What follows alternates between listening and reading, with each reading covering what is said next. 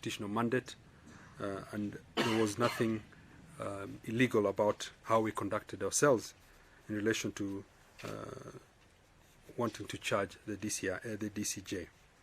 We are also satisfied that the court affirmed the mandate of the IG and the DCI to deal with all forms of crime, including corruption. With profound respect, we, however, regret that the court ruled that the DCI had unlawfully obtained some evidence against the petitioner and filed the charges against the petitioner on the basis of alleged infringement of her privacy. No party advanced any arguments on this point, nor did the court invite or any of the parties to submit or make submissions from any party before reaching its conclusion on this ground. In other words, these were not prayed. Since it was not pleaded, if the court had called on the parties, we could have evidenced before them that we had all the warrants in relation to the investigations of the suspects' accounts, the affidavits of the investigating officers, the court orders issued to the DCI to investigate the accounts, and the service of those orders to the respective banks, including IBL. And these orders, we obtained them from the Milimani court here, and we have them. At no time would the DCI or any other state agency act contrary to the dictates of the law, and more so with regard to intrusive investigations that require sanction of the court. It is instructive to note that not all evidence was obtained from Imperial Bank Limited. We had other sources of evidence, and some were brought by the suspects.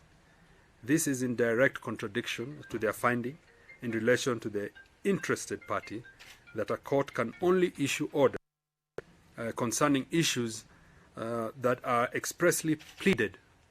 The issues have to be pleaded in the pleadings, in a substantive application and canvassed before the court. The court found that count 1 on abuse of office and count 2 on fraud had merit and was therefore properly placed before the court. Further, that the count on abuse of office by improperly conferring a benefit to herself was both criminal and unprofessional misconduct, which could be dealt with by the JSC and should have been sent to the JSC in the first instance. For that reason, we are sending the JSC immediately for further action while we pursue an appeal on the other grounds that they clearly stated were criminal in nature. So you will be, as ODPP, will be filing a complaint to the JSC on her conduct, and at the same time appealing on this ruling that was issued today. Thank you. Yes. So with the issue about illegality, which we've heard from the 5-judge bench, so what you're saying is that you actually gave out the correct, you went through the correct way in terms of getting the bank accounts. Can you give us a quick remark on that? Yes, we are saying that we went through the right way. However, this matter was not in the pleadings before the court. And because it was not, we did not canvass it out explicitly. If it was, we would have done that. And since it was not, the court should not have, in our opinion, they exceeded if I'm not wrong, to go into that substantive matter, which was not in the pleadings. Because if it was, then everybody would have been able to demonstrate what they have. We were not given that opportunity. Yet we have the warrants, and we will issue them. And in the Court of Appeal, we will be able to show that. In any case, in our opinion, this matter should not have been dealt at the Constitutional Court. It should have been dealt at the trial court. This is where you determine whether we followed the rules in terms of doing investigations. Maybe if you could give us a time frame. You say you're going to JSC. Is there a time frame?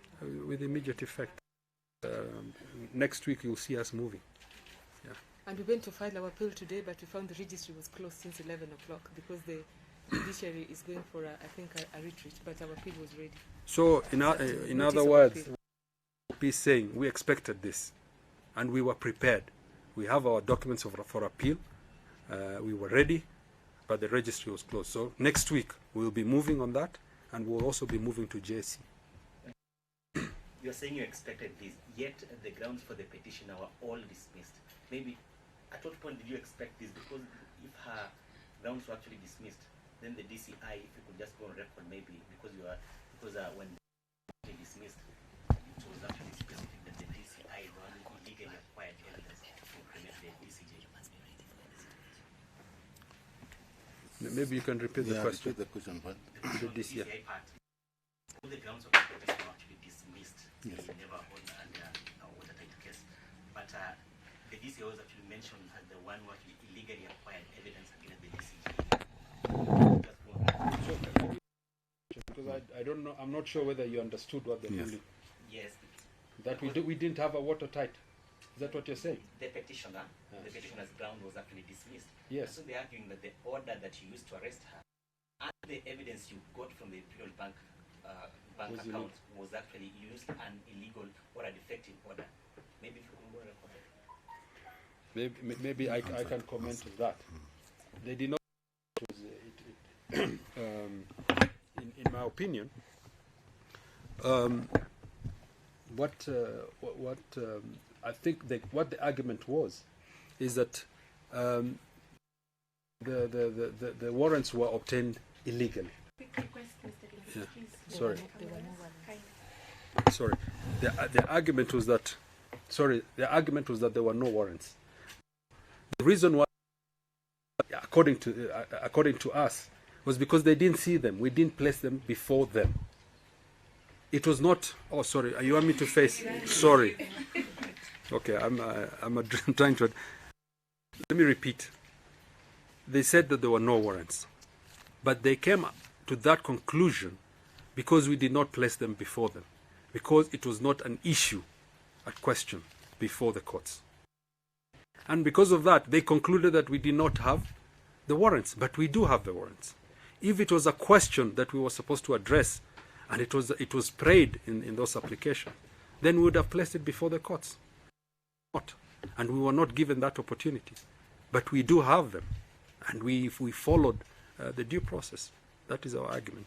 Falling back to my initial question, you say you anticipated this, yet her ground was dismissed. At what point did you anticipate? No, you see, one thing you should note, as a lawyer, you anticipate everything. It could be either way, and that's why we were prepared, and we had our appeal,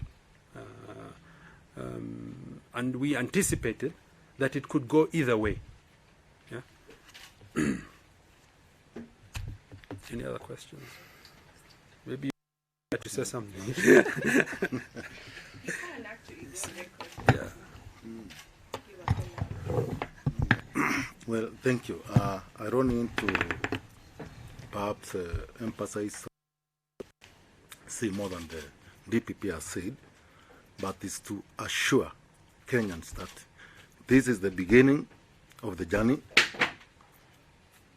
and what I can assure, we shall complete this journey. We are expecting more and even worse than what actually we have witnessed today. It will not deter us whatsoever. It will not, cause that we be morale or inspiration may go down. If anything, it will motivate us more. The fact will be outside there, and I can assure you, at the end of the day, we are going to see what fact we talked about and what will be displayed in due course of time. So for this one, I can sure say that we did our level best, as just as the DPP has already, put across. It was a shock that we obtained, evidence illegally when we followed due process the way it's supposed to be. We'll be expecting conviction, surely. If we obtained evidence illegally, what were we to present in the court in the first place? Could we have labored all this much, invested all this much, knowing that we have a case in the first place? Who was to testify on falsely acquired evidence? Who? Is it us swearing affidavit? standing, reading our Bible, to say that what we are going to say in the presence of people and the eyes of God, that is the truth and nothing but the truth? How? If there is any other reason to the Kundaba 3 stroke 4, that's okay. Go and say that we acquired, evidence, illegal and all that. I think, to me, sorry, we are working for Kenyans, millions of Kenyans, but not for a few. Go and put something, and then, by the time now you put a bad face to the DCI, people outside there are crying for justice. They are praying for us. Those are the people we are working for. I'm crying for those who are praying for us, not for those who are paying on doing some other things. That's what I can say. Mr. DCI, can you confirm whether this one is not related to the matter before? But can you confirm whether you arrested the CEO of Kenyatta International Conference Center and the other managers, and if yes, for what reason? Sorry, please excuse me for now. Issues which are related to this matter. You are most welcome some other time, and I'll be ready to answer you. Please, I'm back. Thank you very much. We're very grateful. Thank you.